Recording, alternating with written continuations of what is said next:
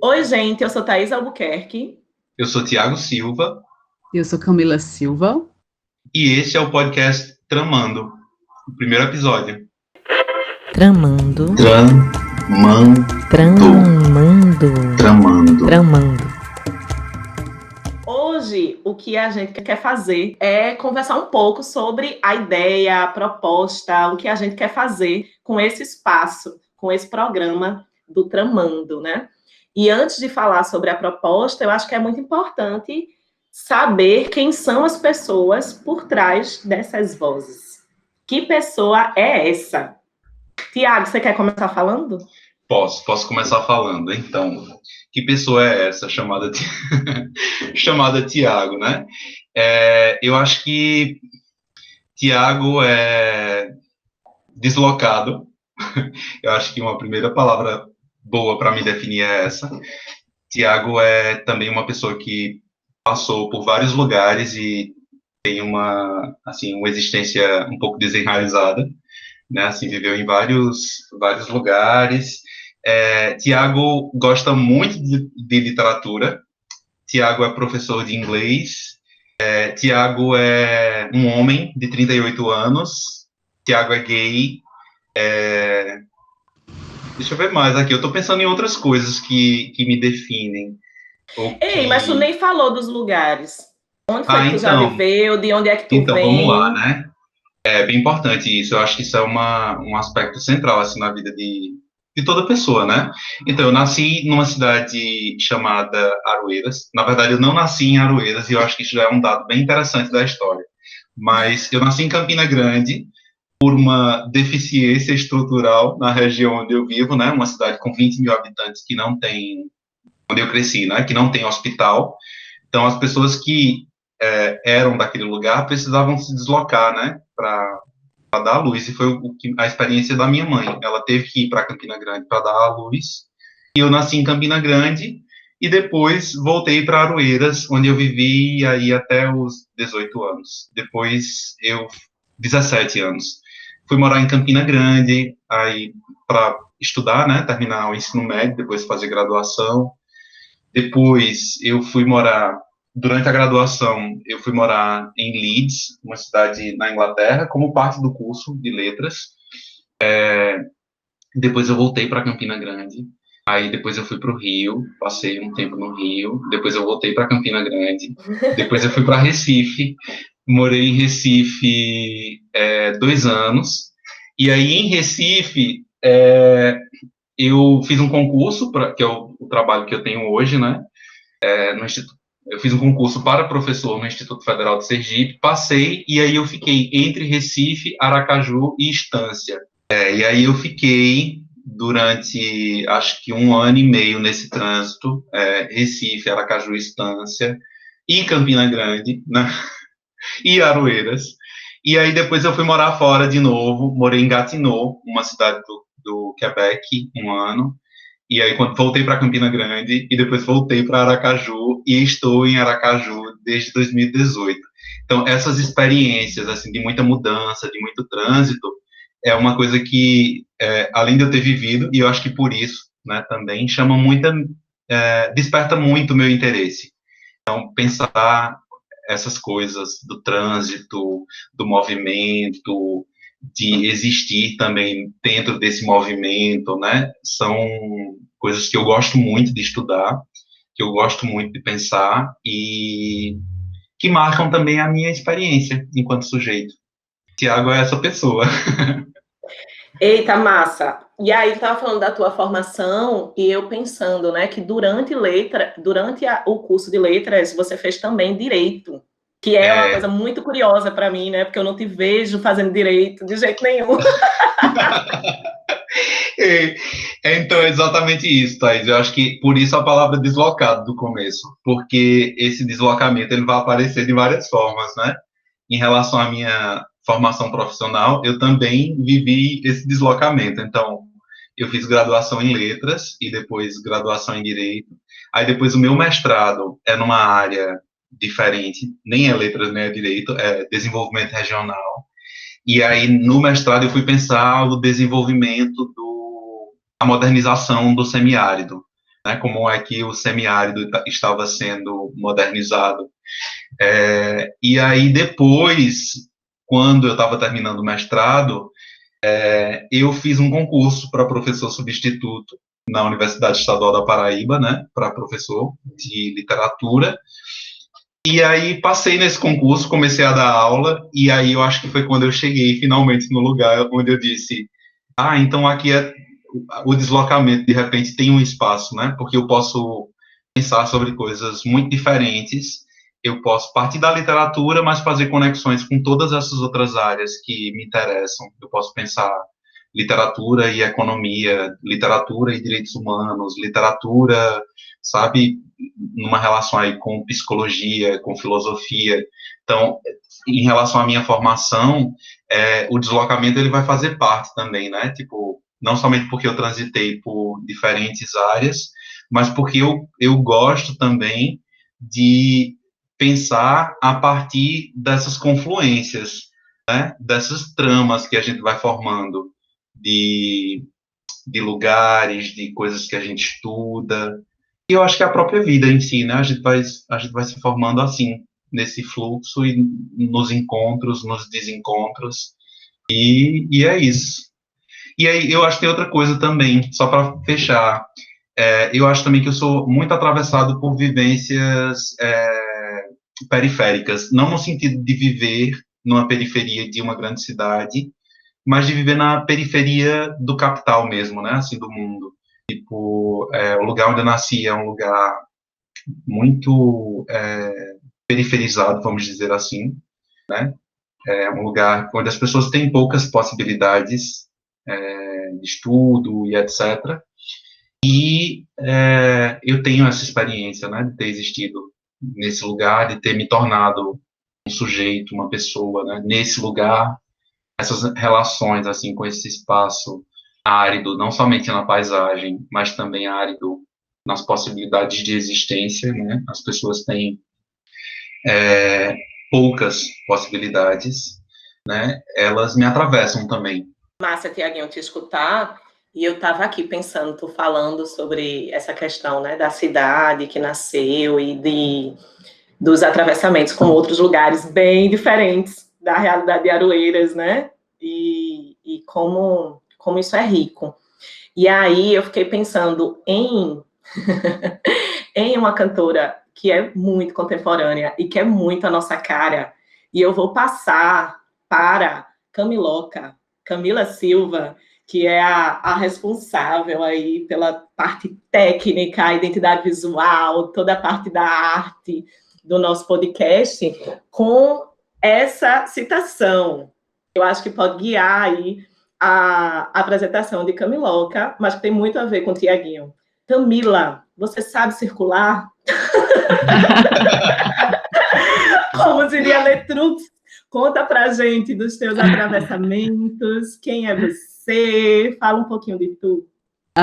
Gente, que prazer estar aqui, estar construindo isso junto, coletivo. Eu acho que saber circular é muito importante, assim. Eu adoro circular, adoro estar em vários lugares, adoro... Sou de Casa Amarela, de um bairro periférico de Recife, que se torna um grande centro para várias periferias que rodeiam esse bairro. Então, assim, amo o meu bairro. Que mais? Sou uma mulher negra, lésbica, amante de imagem, de cinema, de música, de um monte de coisa, de gente, de projetos, de estar nos lugares, de estar sempre produzindo, fazendo coisas. Ai, arrasou. E esse negócio de amar a gente é bom demais, né?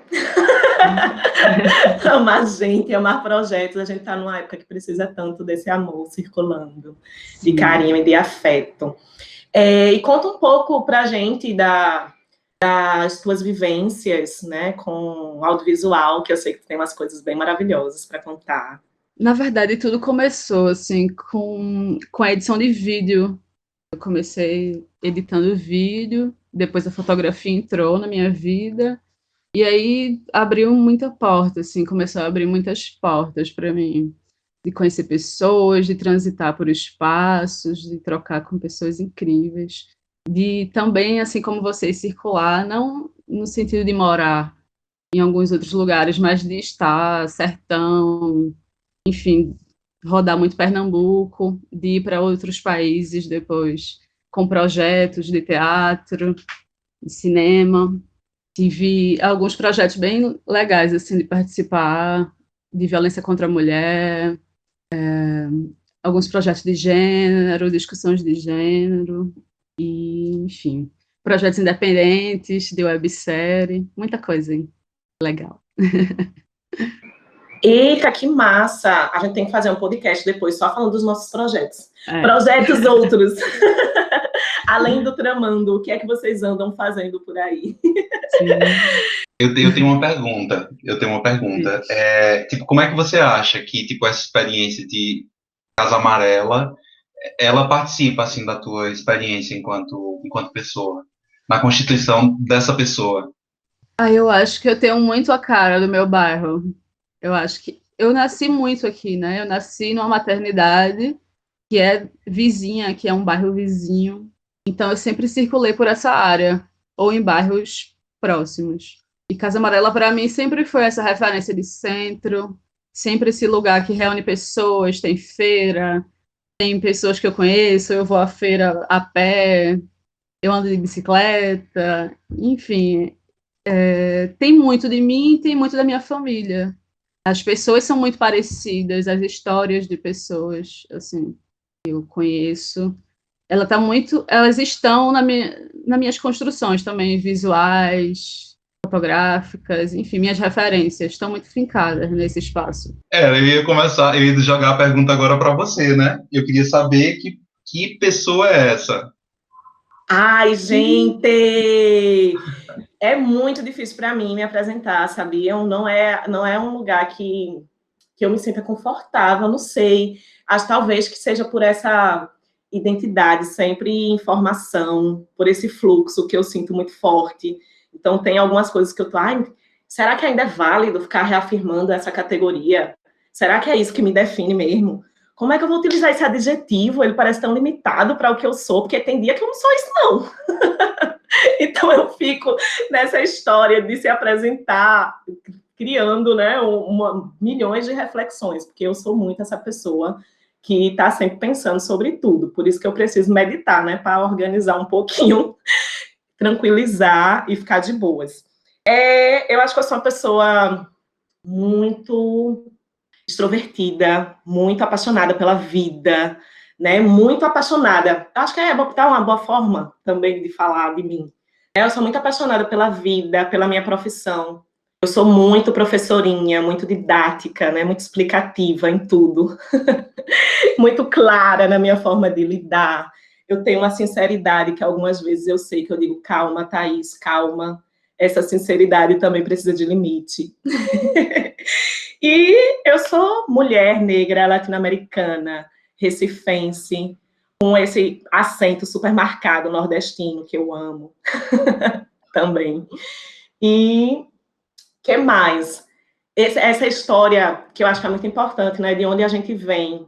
Eu também nasci em Recife, na periferia de Recife, no Ibura. Né? Aqui em Recife, quando a gente diz Ibura, o povo faz pei, pei, pei. Porque, infelizmente, é uma região bem violenta de Recife, e que tem essas características também de bairros mais periféricos, que Camiloca estava falando de Casa Amarela, né? Essa vida dos bairros periféricos, que tem muita vida, então tem sempre muita gente na rua, é tudo muito colorido, tem sempre som, tem sempre comidinha nas esquinas. Então eu tenho recordações também muito bonitas da minha infância, correndo pela praça onde eu cresci, né? Essa menina criada na rua, que eu acho que é muito bom também. Numa época analógica, que não tinha tantas telas, não tinha tantas prisões cibernéticas, né? A gente tava brincando de pega no meio da rua. Olha, eu sendo nostálgica. Eu também sou uma pessoa muito da saudade. Eu tenho saudade de tanta coisa maravilhosa, meu Deus. Eu dizendo que não gostava de me apresentar e tô falando 3 horas, né? Ô, Thaís, eu tô pensando aqui que você também, assim, tem uma vivência com certos atravessamentos, assim, e experiências de viver em outros lugares, né? Tipo, você recifense, nasceu no Ibura, depois você foi morar em outra parte da cidade, mas você viveu também em outras cidades, tipo Campina Grande, onde você trabalha, né? Viveu no Crato também, e essas experiências desses outros lugares, como é que elas participam dessa pessoa que você é? Ave Maria, de uma forma muito linda, porque é isso que eu digo, assim, da identidade. Até os 20 e poucos anos, eu não pensava em sair de Recife, porque eu sou muito apaixonada por Recife, de verdade. Tem milhões de coisas de Recife que a gente pode criticar, que pode achar ruim, que tem pontos negativos, mas eu sou muito apaixonada por Recife. E até os 20 e poucos eu disse, não, eu vou morar aqui. Eu tinha uma cabeça, sabe Deus o quê. Só que aí acabou o mestrado, que eu sou formada em letras, português e espanhol, pela UFPE. Aí depois entrei no mestrado, né, de teoria literária. E quando acabou o mestrado, na época eu era professora de escola pública. Eita, Tiago, isso é massa também, né? Que você foi professor de escola pública, eu fui professora de escola pública. E aí eu disse, terminei o mestrado, não vou deixar esse diploma pendurado na parede, né? Porque ninguém quer. A gente quer o diploma para melhorar a vida, né? A gente quer estudar para ter aí uma agência sobre a vida de uma maneira positiva. E aí apareceu o concurso da UEPB, da Universidade Estadual da Paraíba, que na época foi meu primeiro concurso. Então eu fui muito tranquila a fazer, porque eu tinha certeza que eu não ia passar. Eu disse, eu vou fazer por experiência. E essa ideia de fazer por experiência, faz 10 anos que eu estou por Campina Grande, pela Paraíba. Então, quando saiu a aprovação, muita gente, no primeiro momento, o namorado da época, a família, achou que era uma viagem, não incentivaram tanto que eu fosse me mudar completamente, né? E eu disse, tchau, amigos, estou indo ali construir minha vida. Aí fui para Campina Grande, que foi onde a gente se conheceu, na UEPB, e eu acho que foi muito definidor para a mulher que eu sou hoje, né? Essa saída de casa com os 20 e poucos anos, começar na universidade com 20 e poucos anos, chorar muito. Eu tive 6 meses que eu chorava tanto, me sentindo sozinha. Ave Maria, acordar e dormir no silêncio.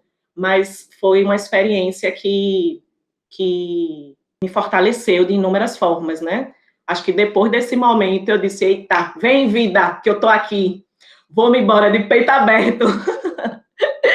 E tive a experiência de ir para o Ceará. Eu gosto muito de Campina, também tenho as críticas a Campina, mas foi uma cidade que me acolheu de uma maneira muito bonita. Amo a Paraíba, amo Campina Grande. Depois fui para o Ceará. Aí no Ceará fui para o Crato, que eu não conhecia bem, né? Fui por motivos de paixão, amor. A gente se apaixona pelo povo, vai atrás do povo, é assim também. Aí fui-me embora, né? Na época eu estava no doutorado, tinha essa possibilidade de deslocamento, então eu fui. Aí foi muito massa. Eu adoro o Crato, adoro Juazeiro do Norte. Os cearenses, minha gente, que povo é esse? Amo os cearenses. Muita gente boa na minha vida. E aí vivi uma experiência maravilhosa.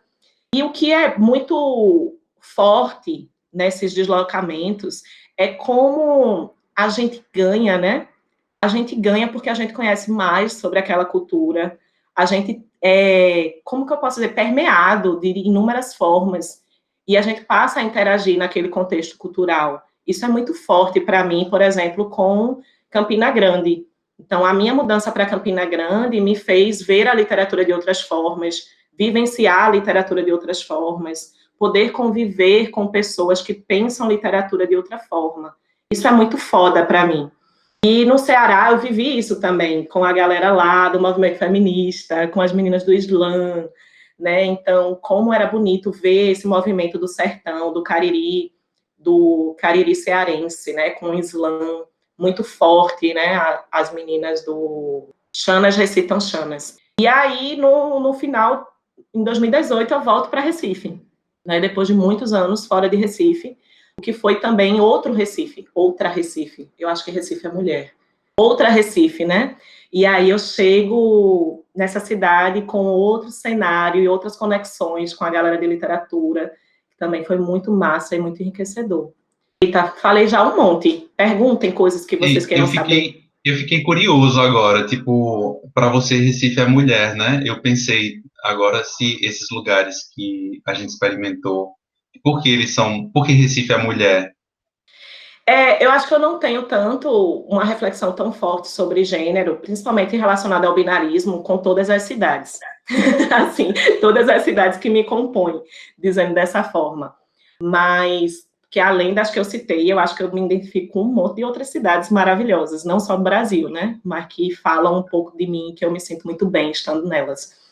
E Recife, eu acho que Recife é mulher por inúmeras formas, por inúmeros características na minha leitura. E uma das principais é porque é uma cidade coberta de água. É uma cidade que vem do mangue. E o mangue é pura fertilidade, né? A água é vida. A mulher é esse ser que gera. Né? Então, Recife tem uma potência criadora também cultural imensa. Né? Então, nesse sentido, é muito mulher, é muito feminina em suas curvas, é muito feminina em suas pontes, é muito feminina nas formas da fluidez dessa água que passa e que vai mudando tudo e vai movimentando de uma forma muito linda e extremamente forte, porque também quando chove ela é alagada e tem toda aquela parte que também é muito feminina. Tem as fases de Recife. E continuando aí nessa reflexão bem binarista, né, de homem ou mulher, sobre o programa, o Tramando, Camiloca, já entrando aí na nossa segunda pergunta, tipo, você acha que o Tramando é mulher? Eu acho que o Tramanda tem espaços, tem possibilidades. Não, eu não rotularia o Tramanda. Eu acho que o Tramanda é muito acolhedor, muito aberto, muito um espaço de aberturas, de circulações, de escuta, de trocas. O Tramando é não binário.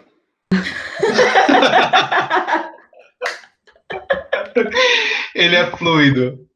Eu fiquei pensando Sim. aqui, enquanto escutava vocês, lembrando de experiências desses outros lugares, né?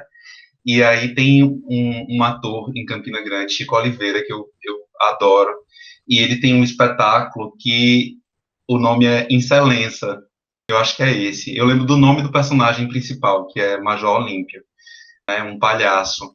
E ele fala muito dessa coisa de experimentar outros lugares, e tem uma passagem do espetáculo que é Seu Olímpio pensando sobre... É Seu Olímpio, desculpa, não é Major Olímpio, é Seu Olímpio. Pensando sobre o ser criança e a relação dele com o lugar, né? E aí ele disse que, tipo, ele achava que o mundo era como um circo. A lona, né, que impõe ali o limite do circo, existia também para o mundo. Tipo, o mundo só existia até onde ele conseguia ver. E aí depois que ele que ele começa a atravessar esses lugares, tipo, que ele atravessa esse primeiro limite, ele vai percebendo que o mundo vai se ampliando, né, ganhando outros lugares, outras dimensões, outros espaços, e ele próprio vai também se transformando, vai também mudando, vai também sentindo a vida, desejando outras coisas, né, a partir desse contato com o mundo. Muito lindo. Muito linda essa imagem. Eu fico pensando que, tipo, isso pode ser também um jeito de pensar o Tramando, né? Tipo, como esse caminho que vai apresentando outras possibilidades, que vai colocando outros objetos, que vai nos tocando, nos afetando, nos fazendo pensar sobre outras coisas, sobre outras experiências, né? E nos ampliando ao mesmo tempo, né? Dando continuidade aí a esse processo de se tornar sujeito, de se ampliar, né? De lacerar fronteiras e ganhar o mundo. É poeta ele. Ei, a gente não falou dessa parte que a gente escreve, era para ter falado. A gente escreve, gente. As potências criadoras, né? Então, Camila produz audiovisual, a gente produz literatura, falar sobre isso é importante. Eu escrevo, pelo menos nos últimos tempos, né? Assim, a minha escrita ela tem sido muito voltada para tipo ensaio acadêmico, tipo pensando a literatura, né? Eu tenho produzido pouquíssima ou quase nada. em termos de literatura. Em outros momentos eu acho que eu já vivi mais, mas assim, eu acho importante, assim, eu acho que é uma parte muito importante da minha vida, tipo, escrever, né? Escrever, me constitui. E Ai, gente, você, e daí? escrever. Eu sou muito dependente da escrita. Muito dependente. Estavam me chamando outro dia nesses negócios de meditação. Deixa eu me controlar. Peraí, respira, Thaís. Outro dia estavam me falando sobre um retiro que tem de 10 dias, que é para a pessoa ficar calada. Como vocês devem ter percebido, eu sou uma pessoa verborrágica, né? E aí você tem que passar 10 dias calado, meditando, fazendo os exercícios. E aí eu estava num momento de vida que eu acho que eu poderia ir. Eu acho que seria uma experiência massa. Tentar passar esses 10 dias caladinha, pensando só eu e meus pensamentos, né? Ou a ausência deles, que seria maravilhoso também. Só que disseram, não pode levar papel e caneta. Você não pode escrever. Você não pode escrever durante 10 dias. Não vou para canto nenhum, minha gente. Não tenho condições de ficar sem escrever durante 10 dias. Eu acho que eu posso ficar calada. Mas 10 dias sem escrever, não posso. Não tem como. E aí é essa questão de como a gente se relaciona com a escrita. E eu escrevo diário desde a adolescência. Todos os dias eu escrevo. Então, todos os dias eu estou elaborando essa identidade fluida. Né? Todo dia eu estou pensando sobre minhas memórias, todo dia eu estou colocando lá as ideias, as angústias, né? Os sentimentos, as alegrias. E aí, pensar em ficar 10 dias sem esse porto, né, que é a escrita, me pareceu demais. Quem sabe outro momento, né? Mas por enquanto não. Por enquanto não. E eu sinto falta, Tiago, que você estava falando, né, de ter mais tempo ou de ter mais disciplina para a escrita literária, né, para ter mais atenção a essa escrita literária como um hábito, o que eu acho que até agora não é para mim. Então, eu entendo que eu escrevo literatura em momentos que é possível. E com esse ensino à distância, com essa questão não presencial que está exigindo tanta energia de vida para a gente que é professor, eu realmente não estou conseguindo concentrar para uma parte mais criativa do trabalho com a linguagem, né? Com essa escrita literária. Não sei se tu estás conseguindo escrever mais. Então, eu também acho que estou vivendo isso. Eu acho que esse contexto, né, de ensino remoto, de muitas demandas, assim, muitas demandas novas, ele tem, de certa forma, bloqueado um pouco, ou me impedido, né, de escrever também de uma forma mais sistemática, sabe, de ter tempo para a escrita literária. Que eu acho que você só consegue produzir literatura se você encarar a literatura nesses termos, né? Tipo, eu preciso disponibilizar tempo para construir histórias, para refletir, para pensar. Eu acho que o processo criativo é bem variado e que vai depender muito dos perfis, né? Essa questão do tempo, eu sei que é limitado também para muitos autores que trabalham aí diariamente com várias outras atividades, né?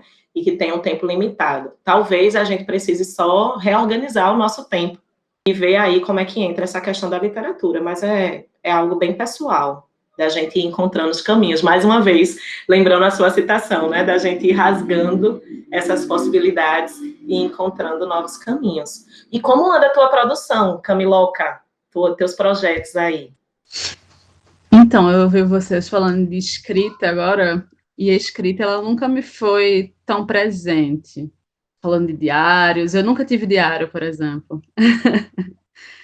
Mas, de um tempo para cá, eu tenho sentido muita necessidade de contar minha própria história. Minha história no sentido do espaço a quem eu pertenço. Eu fui criada por muitas mulheres, tive uma vida extremamente familiar e muito circulada por mulheres. E eu quero muito, e estou nesse processo de escrita, de um projeto falando sobre essas mulheres, sobre essa minha vivência com essas mulheres. Mulheres bem múltiplas, mulheres domésticas, né? Empregadas domésticas, minha avó, minha mãe, tias. E aí eu não tenho muito um processo blocado. Mas aí sempre me vem algo e eu escrevo e vou anotando no caderninho, vou passando para o computador e depois eu vejo no que isso vai se tornar. Ai, que massa! É isso, o processo criativo, ele é muito variado, né? Dependendo do sujeito, como funciona para cada um. Eu sei que Tiago, ele é muito metódico. Ele é uma pessoa com um nível de energia para o trabalho que me surpreende imensamente. Eu lembro, por exemplo, que Tiago, quando era professor substituto da UEPB, era professor da Escola do Estado também, e ele trabalhava manhã, tarde e noite, e ainda a gente preparava evento, e eu dizia, meu Deus, esse menino arruma energia aonde? E agora te escutando falar sobre o teu processo, eu digo, talvez seja o ritmo mesmo, bem diferente. Eu hoje entendo que eu não tenho mais um ritmo de vida alucinante, de produção, manhã, tarde e noite, porque senão eu não durmo, e eu não como bem, e eu não estou saudável, e aí eu fico tentando também cuidar, né, dessa parte, que eu acho que é muito importante. E além disso, te escutando falando sobre o projeto, hoje de manhã, minha gente, e essas redes sociais. Hoje de manhã eu vi uma imagem, a narrativa pela imagem, né? A gente não constrói também expressão só com as palavras, a gente se expressa de tantas formas. E era uma imagem de trabalho doméstico, e falando sobre como o trabalho doméstico, durante séculos, milênios, né, o trabalho das mulheres não foi valorizado e não é reconhecido como trabalho, né?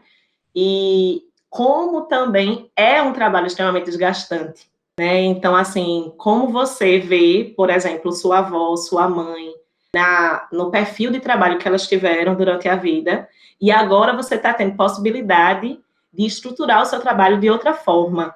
Algumas vezes eu penso muito nisso, quando eu estou trabalhando demais. Lá vai eu dividir com vocês minhas viagens.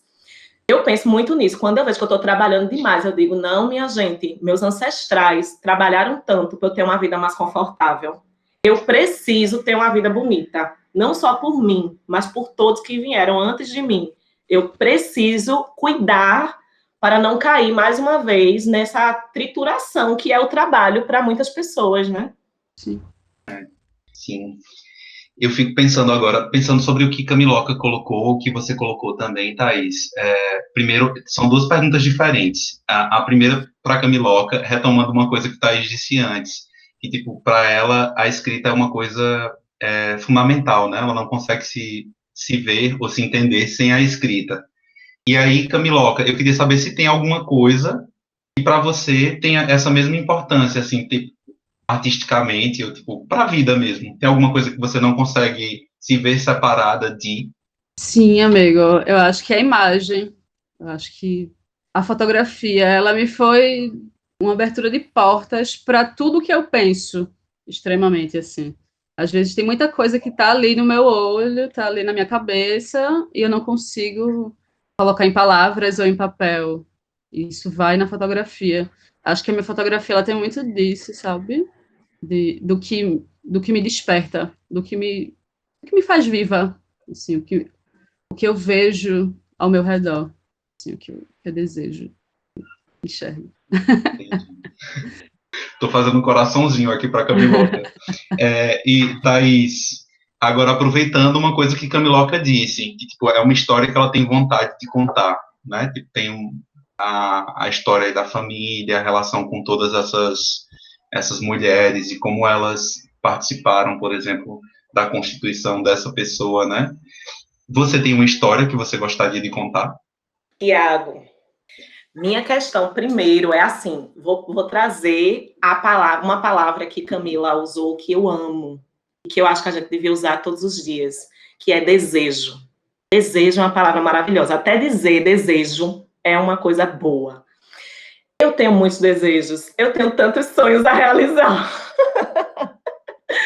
O meu problema é o excesso, né? Então, no sentido de, são tantas ideias. Eu tenho anotada, assim, 40 ideias para livros, né? Aí, uma semana eu quero fazer um livro sobre determinado assunto, sobre determinado tema, de determinada forma, uma narrativa.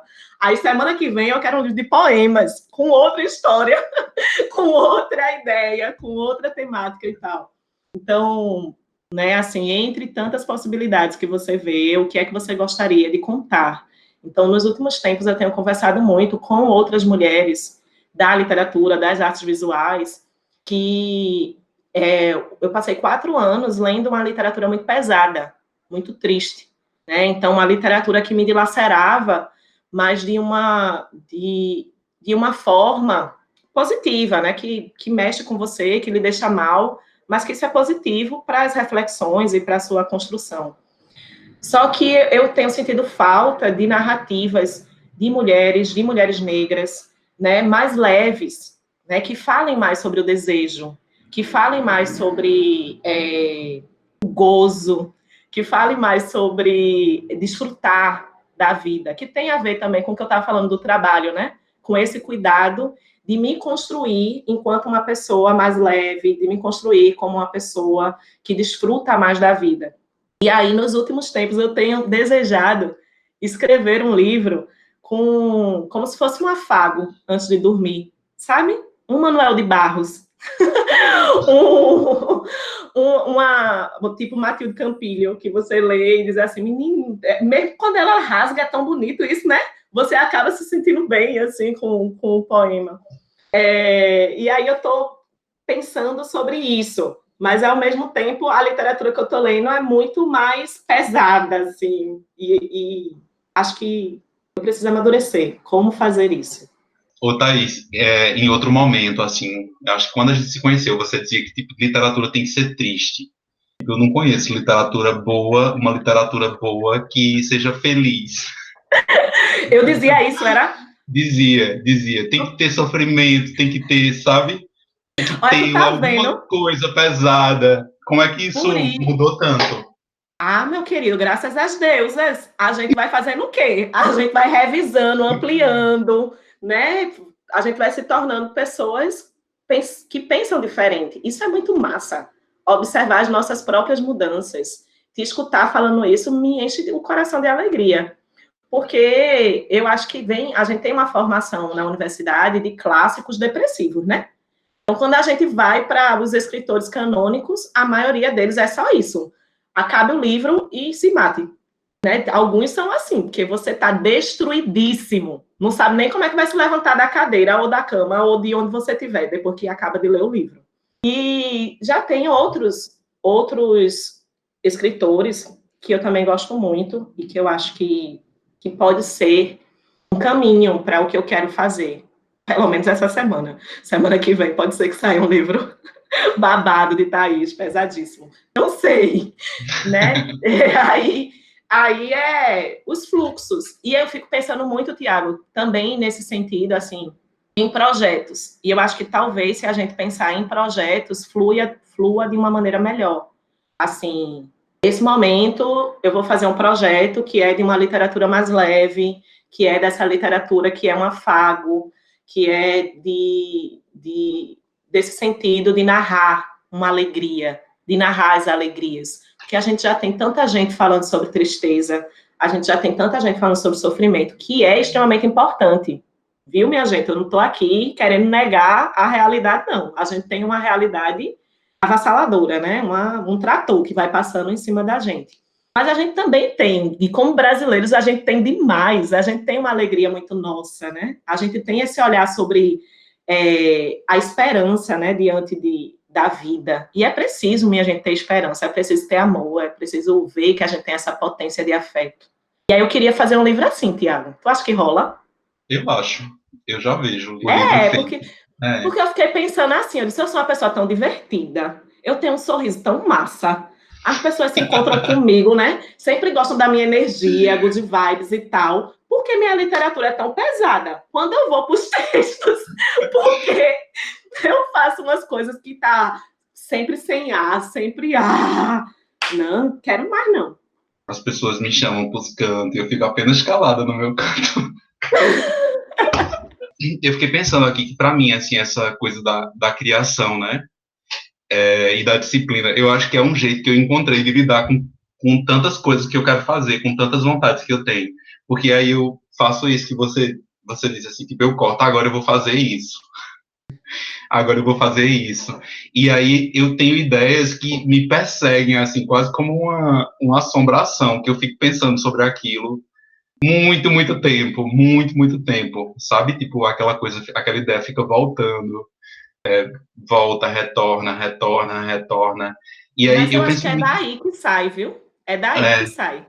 Eu acho também, eu acho bem importante, assim, acompanhar, né, essa transformação dessa ideia que pensar nos pedacinhos e ir executando. É engraçado. E eu tenho como Camiloca uma vontade, assim, também de falar muito sobre a trajetória da minha família, né? Eu também venho de uma família, assim, marcada por mulheres muito fortes, tipo, minha avó, minhas tias, né, mulheres que, de certa forma, davam sentido à vida de muita gente, e que são grandes referências, assim, para mim. Eu penso muito sobre isso também. Agora, no meu caso, já é assim, eu já escrevi, né, inclusive, alguns textos mais relacionados a essa perspectiva memorialística e autoficcional. E aí eu tenho um conjunto, eu não sei se eu mandei para tu, Tiago, no final do ano passado, que eu fiz, né, e era 3 contos. Em uma eu centrava nessa perspectiva mais das mulheres, né, então eu retomo minha avó, minha mãe, até chegar à terceira geração, né, que sou eu, e no outro eu retomo meu avô materno, meu pai, e me coloco lá no meio deles como é que eu posso dizer? Enquanto nas mulheres existe uma espécie de continuidade, nos homens, eu no meio dos homens, desse meu avô e do meu pai, eu sou o ruído, né? Eu sou a tensão, né? Aquilo que aparece e que eu sou muito apaixonada por meu pai, e tem 1 milhão de críticas também, e a gente vive nessa tensão, porque eu entendo que é difícil para ele também. Eu fico imaginando que na cabeça dele ele passa assim, por que essa menina é desse jeito, hein? O que foi que aconteceu? O que foi que aconteceu que essa menina é desse jeito, né? Porque aqui, de maneira geral, eu sou o enfrentamento. Então, eu que chego e digo, não é assim, não. Ou se é desse jeito, é não. E como para ele isso é forte? Porque ele vem de uma geração que não vê mulheres fazendo isso, e muito menos se é uma mulher mais nova na posição de filha, né? E para o meu avô, apesar de ter tido um período mais curto de convivência, meu avô materno, era também muito engraçado isso. Eu lembro dele falando de políticos aqui de Pernambuco, uns políticos bem uó, bem valia bosta. Aí meu avô lá falando como se fosse um grande homem, né? Aí eu ia e trazia alguma informação bem bombástica e dizia, papai, eu chamava ele de papai, papai, esse político aí não vale nada. O senhor sabe que é isso, isso, isso, isso? E eu lembro dos olhos dele para mim, aqueles olhos arregalados, com a mesma sensação, assim, o que é que essa menina está dizendo? Por que ela está trazendo essa informação, né? E aí eu escrevi isso e eu continuo escrevendo muito, assim, de vez em quando sai, não é de uma maneira disciplinada, mas de vez em quando eu estou ou na caneta ou no computador escrevendo. E aí eu fico com medo de expor a família também. Até que ponto é tranquilo, até que ponto não é tranquilo isso, né? Então, por exemplo, o texto que eu fiz da minha avó e da minha mãe, eu li para ela chorou, assim. Então, mexe muito, né? E aí, um texto, por exemplo, desse ruído com meu pai, como é que ele receberia? Né? Ele vai entender que a literatura, que é uma elaboração e que não é simplesmente um referencial objetivo. Então, é bem delicado quando a gente trata também das memórias. E eu acho que trazer isso para a família, que eu acho massa, assim, acho lindo fazer, mas eu acho que é importante que passe por eles, saber se é tranquilo, para depois vir para o mundo. Agora também, isso é a minha visão, né? Cada um aí vê como é que é melhor fazer. Pode fazer como os escritores e escritoras que trabalham com memória normalmente fazem, né? Coloca no começo, assim, é tudo verdade, mas é tudo mentira. Né? É tudo verdade, é baseado em fatos reais, mas é tudo invenção. Eita, eu Que tô muito é uma grande saída, né, também, assim, tipo, sim, aborda experiências familiares, experiências que eu vivi, mas é muito a interpretação que eu dou para esses fatos, né? Não necessariamente é uma verdade para todo mundo. Mas aí você está falando do leitor. Eu estou falando Pro da minha leitor. família. A sua família vai entender isso ou vai querer dar na tua cara? Dá na minha cara, com certeza. Aí eu penso muito nisso também, minha gente. De como as pessoas também vão se ver, né, nisso, porque no meu caso, vai se tornar um roteiro para se tornar uma obra audiovisual. Como é que essas pessoas vão se ver? Então, não gera insegurança, mas para mim tem sido portas para viver mais, para conviver mais com essas pessoas, trocar mais, entender mais o que elas são, ou o que elas estão se construindo para ser, né? Porque eu acho que vai ter muito disso também, desses processos, dessas evoluções. Eu vejo muito que as gerações da minha família, e principalmente de mulheres, estão mudando muito. O que tu falou agora, Thaís, de enfrentamento, o que quase não existia na minha família, agora tá vindo de rodo. Minhas primas, assim, tocando terror, de uma forma incrível, sabe? Mulheres acessando a universidade, construindo as suas coisas no mercado de trabalho, sabe? Coisas muito maravilhosas. Então, assim, é muita coisa para contar e muitas vozes, né? Muitas vivências diferentes. Então, eu estou escolhendo viver um pouco mais. Não estou Muito sendo tão massa, ansiosa. muito massa, Camila. E assim, eu acho que quando algumas amigas, tu deve saber melhor do que eu sobre isso, né? Porque tu tá no movimento do audiovisual em Pernambuco e deve saber toda a organização aí dos documentários. Mas eu também entendo que cada diretor e cada projeto tem uma postura específica. E aí uma amiga maravilhosa que está fazendo um doc sobre as mulheres do sertão, o Bem Virá, o Wilma Queiroz, né? E ela fala como foi importante esse retorno, assim, depois que ela fez o corte, que estava todo o filme montado, antes de lançar, né? Ainda não lançou, inclusive. Ela foi para a cidade, para Fogados da Engazeira, reuniu as mulheres que são retratadas e viram juntas o filme. Né? Então, antes de qualquer pessoa ver, esse acesso ao que vai ser narrado, principalmente se é um documentário, né? Quando é ficção, a gente sabe que não é necessário, não necessariamente é preciso fazer isso, mas pode ser humanamente, né, em termos de relações pessoais, pode ser positivo. Então, eu acredito muito nessa atenção à pessoa para respeitar, né, os limites aí do retratar-se e tal. E, claro, que a gente, que é muito gente boa, todo mundo que está aqui, a gente não quer trazer sofrimento para ninguém, né? A gente quer narrar essas histórias, mas que tragam felicidade, que as pessoas se sintam orgulhosas ao escutar, né? Sim.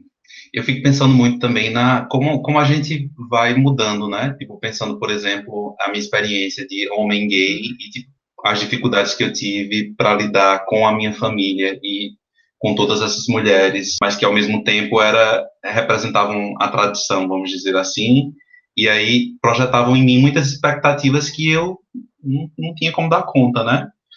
E aí, um amadurecimento mesmo, de repente você deixa um pouco a ansiedade de lado, como o Camiloca colocou, e você começa a entender também que essas pessoas são fruto de processos, né? De processos muito longos. E que, tipo, não adianta eu jogar a minha verdade na cara, né, na cara delas, porque elas se construíram em outra época, em outro momento, sabe?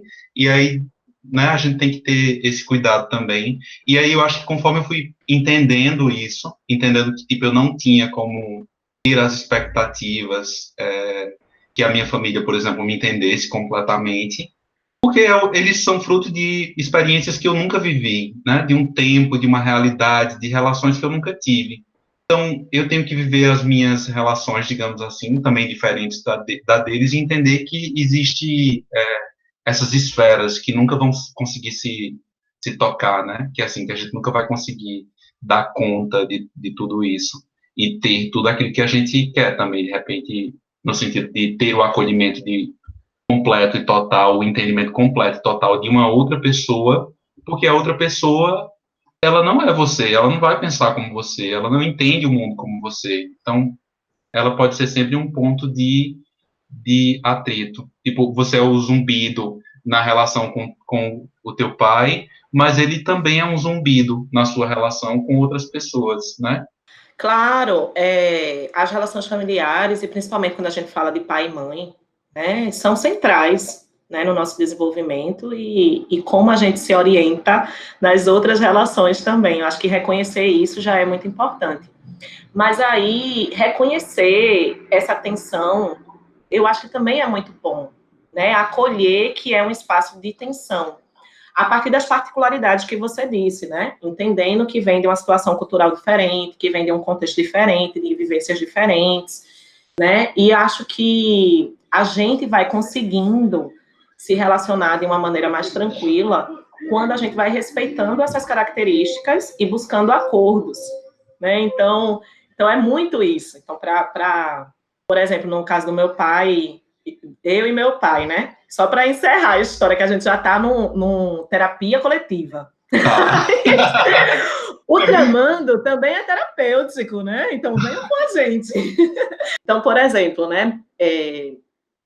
Minha mãe é muito maravilhosa e é uma mulher extremamente forte, mas é essa mulher centrada nas artimanhas, né? Então, assim, eu sei que para conseguir o que eu quero como mulher, é importante saber como atuar com esse homem que é mais duro, né? Que vem dessa geração mais dura e tal. Então, tem todo o desenvolvimento das artimanhas, do discurso, de calar agora para falar depois e tal, né? Algo que a minha geração, ou que eu, em particular, não tenho, né? Então, tá aí já é, meu filho é o quê? Não, é claro que não, né? Então, vocês, né, que colocaram aí, até agora, né, até agora, esse momento da vida, eu sou hétera, ou seja, tenho que me relacionar com homens héteros. Aí nem sempre é fácil, né, minha gente? E eu não sou muito do calar. Eu digo logo, não gostei, eu digo, doeu, eu grito, né? Então, eu lembro, Tiago, tu falando, a gente discutindo uma vez sobre essas questões feministas, e a gente falando sobre o silenciamento da mulher, e eu lembro tu olhando para minha cara e dizendo assim, ô Thaís, mas tu não. E aí, como é importante isso, assim, eu entendo, né, que eu já tenho, assim, posturas outras, eu tenho muito do meu pai, talvez, desse enfrentamento mesmo, né, dessa forma de se colocar no mundo de uma maneira mais forte, né, e que eu tenho a força de manhã, né, de saber onde é que ela tá, o que é que ela quer, né, e como ela vai conseguir, porque ela consegue tudo que ela quer, do jeito dela. Então, aí eu busco, né, com as minhas características, conseguir o que eu quero. Então, eu percebo que eu tenho muito isso dos dois, e talvez a grande questão com o pai seja exatamente isso. Quando ele vê que eu sou essa pessoa que também se impõe, como ele se impõe. Né? Aí é o ruído. Aí é que traz o tensionamento, porque diz, ela é que nem eu, e ela fala logo na minha cara, e ela diz logo que não quer. Né? E aí traz essa tensão de maneira muito forte. E está sendo bonito nesse retorno também para Recife, esse contato mais aprofundado com o pai e com a maninha. Agora eu já sendo essa outra mulher mais madura. E como a gente está se construindo também de outra forma na relação. Então, perceber isso, né, que as relações também têm temporalidades. Então, aquela relação foi de um jeito naquele tempo. Depois de alguns anos que você já é outra pessoa, que já tem outras experiências, a relação pode se dar de outra forma. Isso também é muito transformador. Eu fiquei bem apaixonado agora. Eu acho que é isso mesmo, pela ideia, né, de respeitar a temporalidade das relações também. E aí, já meio que encaminhando para a última etapa do podcast, tem uma escritora, né, que literatura é essa que você lê? A gente quer responder essa pergunta, que literatura é essa que você quer ler? E aí, que você lê? Para responder essa pergunta, eu tenho uma sugestão de uma escritora que eu estou lendo agora. A gente pensou, na verdade, em fazer esse primeiro episódio sobre ela, mas a gente acha que tem que ser um episódio só sobre ela, que é Glória Saldúa, né? E aí ela tem textos assim que pensam o ser humano como fronteira, como encruzilhada, né? Como pontos de confluências. E tem uma ideia dela que eu gosto muito, eu acho que sumariza exatamente tudo isso que a gente está colocando aqui, que é pensar as relações também como fronteira, né? Tipo esse encontro com o pai, esse encontro com a mãe, esse encontro com mulheres, esse encontro com outras pessoas, como um encontro, como uma fronteira, né? Eu me encontro com alguém que é diferente de mim, organizado de uma outra forma também, que pensa de um outro jeito. E é muito bonito você pensar sobre as relações nesse sentido, né? As relações enquanto fronteira. Eu acho incrível. E aí, uma pessoa que eu recomendaria agora, uma literatura que eu tenho lido, né, respondendo a essa pergunta, é a literatura de Glória Ansaldúa. Massa, eu posso ler uns versos dela? De Eu acho Glória ótimo. Ansaldúa. Eu acho que esse podcast tem muito das nossas conversas. Então a gente saiu do WhatsApp e veio agora para outro espaço para que outras pessoas possam participar dessas conversas também, né? Compartilhar algumas das nossas reflexões sobre literatura e psicologia e sociedade com outras pessoas. E aí a gente teve a sorte de encontrar Camiloca para somar nesse projeto que está sendo uma delícia, essa construção. E a gente tinha falado já sobre Glória, né? Você tinha me falado sobre esse livro, né? O Borderlands, né? La Fronteira, de Neil Mestiça. Ainda quando a gente estava fazendo lá a seleção de doutorado, acho que em 2014, 2015. E nos últimos dias eu estava lendo e falei sobre ela também nas minhas aulas de literatura contemporânea. E aí eu tenho fácil aqui alguns versos. Eu posso ler? Por favor. Um trechinho desse livro, né? Que eu acho que é o principal dela, né, Tiago? É o mais famoso. Glória Ansaldúa. El viento me tira de la manga. Mis pies se hunden en la arena. Estoy en el borde, donde la tierra toca el océano. Donde los dos se solapan en un dulce encuentro. En otros lugares y momentos, un choque violento. Alma entre dos mundos, entre cuatro. Me zumba la cabeza con lo contradictorio. Estoy norteada por todas las voces que me hablam simultaneamente. Eu gosto muito desse trecho, porque não sei se vale a pena, né, explicar, mas eu gosto como ela se coloca como um espaço de encontro, de conflito, de tensão, né, mas da mesma forma que ela traz essas características que não são necessariamente harmônicas, ela diz, eu sou tudo isso, é o que me constitui, né, e eu acho que a gente tem muito disso em diferentes medidas, em diferentes gradações, dependendo da identidade cultural e social que cada um carrega. Dessa questão da literatura que a gente está lendo e que vai transformando o nosso olhar, o que nos impacta de uma forma, né? De uma maneira vergonhosa, eu preciso dizer, eu me encontrei muito recentemente com Conceição Evaristo, né? Porque na minha formação não me foi apresentada Conceição Evaristo, porque eu me abestalhei e não fui atrás por conta própria há mais tempo. E no final do ano passado, eu pude ler a primeira obra que eu li de Conceição Evaristo, que foi Olhos d'Água. E eu lembro. Eu acho que a gente tem que dizer também que, assim, não é também porque a gente vive numa sociedade que apaga a produção, né? A produção cultural, o trabalho de mulheres negras e de homens negros.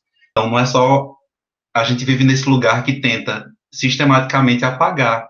Então, às vezes, a gente não tem acesso também por conta dessa realidade, né, de existir num lugar tão violento, assim, que silencia outras vozes. Acho completamente coerente o que você está dizendo, Tiago, concordo plenamente, né? Então, a gente tem um sistema instituído que valoriza, de maneira geral, um perfil de literatura, vamos dizer assim. E esse perfil, de maneira geral, é do escritor homem, branco, heterossexual, né? Então, quando a gente vai para outros perfis de identidade, nem sempre tem o mesmo espaço, ou normalmente não tem o mesmo espaço que o que a gente falou anteriormente. Então, se a mulher, dentro do espaço da literatura, já tem uma situação mais limitada, dentro do ser mulher, a mulher negra tem ainda menos espaço, né? E que a gente pode falar também, a mulher lésbica também vai ter aí uma questão específica. Não me chegou, durante a formação acadêmica, a Conceição Evaristo, o que me parece assombroso, né? Porque é uma das nossas grandes escritoras, né? Conceição. E E Olhos d'Água foi uma leitura que me destroçou, mas me destroçou de uma forma que nunca antes eu tinha vivido, porque eu nunca me vi de uma maneira tão forte em um livro. E eu lembro que eu passei semanas para me recuperar. Sabe essa sensação que acabou a leitura, mas aquilo está reverberando em você de uma forma tão forte que você tem que dar conta de alguma forma, mesmo sem saber como. E aí foi um impacto, né? Olhos d'Água. E desde então eu decidi ler mais Conceição. E estou comprando e lendo avidamente Conceição Evaristo. E principalmente porque também me identifico muito com a ideia de memória, né? Ela traz a memória de uma maneira muito forte, que é o que eu estudo, e traz de uma perspectiva muito específica também dessa relação de tensão, né, do que é ser negro no Brasil, do que é ser uma mulher negra no Brasil, do que é ser uma mulher periférica, do que é a questão também de valorizar a experiência na literatura. Então, trazer essa parte das vivências, né, a ideia de escrevivência de uma maneira muito forte. Thaís, tu falou de Conceição Evaristo e eu também estou acessando ela agora, né? E, diferentemente de vocês, eu não sou do campo da literatura, assim, não fiz letras e tal, fiz publicidade, comunicação visual, outra coisa da comunicação. E aí, assim, eu não me identificava nunca, quase nunca, na real, quando eu escutava alguns tipos de literatura, em época de escola, de formação, de forma geral. E, assim, eu não conseguia acessar de uma forma tão bela, sabe? Não fazia parte do meu cotidiano, não fazia parte da minha vida como um todo. E aí depois, quando eu comecei a ver, a ter acesso a essas escritoras, e principalmente escritoras mulheres, como Conceição Evaristo, para mim, assim, é outra coisa, sabe? É muita identificação, é uma literatura muito mais próxima de fato, de vivências, né? E estou começando agora a acessar algumas coisas dela também.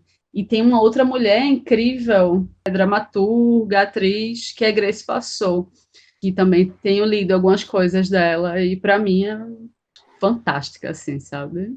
É uma mulher negra também, uma atriz maravilhosa, dramaturga, diretora, atriz maravilhosa. Ô, Camilo, e assim, primeiro sobre Conceição Evaristo, qual é o livro que você... Sim, que Qual é a porta de entrada, né? eu A iniciei com sua Becos porta. da Memória. Como a gente estava falando sobre essas mães, né, que são tão fortes na nossa história, essas mulheres da nossa família, que são tão, como eu posso dizer assim, tão marcantes, né, na nossa Constituição, também como seres, como identidade. E aí eu queria ler um trechinho de Poemas da Recordação. O tempo passava e eu não deixava de vigiar minha mãe. Ela era o meu tempo. Sol, se estava alegre, lágrimas, tempo de muitas chuvas. Dúvidas, sofrimentos, que dificilmente ela verbalizava. Eu adivinhava pela nebulosidade de seu rosto. Mas, anterior a qualquer névoa, a qualquer chuva, havia sempre o sorriso, a graça, o canto da brincadeira com as meninas filhas, ou como as meninas filhas. E daquele tempo, meu amalgamado ao dela, que me nasceu a sensação de que cada mulher comporta em si a calma e o desespero. Então, Thaís, eu estou sensibilizado, assim, com a leitura e como é forte e como dialoga com muita coisa que a gente conversou aqui durante esse primeiro episódio, né? E enquanto você lia, eu lembrei também de uma escritora ameríndia, né, estadunidense, que ela pensa também sobre essas questões intergeracionais, né, de como a gente herda uma história, de como a gente vive dentro de uma história. E ela tem um livro chamado The Woman Who Watches Over the World, A Native Memoir, né, não foi traduzido para o português, mas é uma narrativa em que ela vai recontar a história de vida dela. E aí, nesse livro, ela faz uma reflexão, assim, linda sobre a vida e sobre como a gente herda, né? a gente herda das pessoas que vieram antes de nós. Linda Hogan diz o seguinte, que vivemos não só dentro de um corpo, mas também dentro de uma história, uma narrativa habitada que guia nossa atuação no mundo. Então, a gente herda essa história e a gente habita essa história, por mais que a gente não se conecte com ela, né? Então, vamos embora fazer esse negócio desse podcast. Falar sobre literatura e tudo mais que vier à cabeça no momento da conversa. E que seja leve, que seja gostoso. E que a gente possa ir trocando ideias e reflexões também com quem está nos escutando, né? Nas redes sociais, então no Instagram, no Facebook, acompanhar o Tramando e saber mais sobre essas pessoas que constroem o Tramando, sobre algumas das questões que a gente levantou. Se vocês também quiserem falar um pouco sobre algum dos temas, pode ser muito legal e muito gostoso também. Vem-se embora com a gente. É isso, gente. Esse foi o primeiro episódio do Tramando. Muito obrigado por nos escutar até agora. Agradeço muito. E nos vemos no próximo episódio. Beijo. Beijo, beijo. Cheirinho. Tramando. Tramando. Tramando. Tramando. Tramando.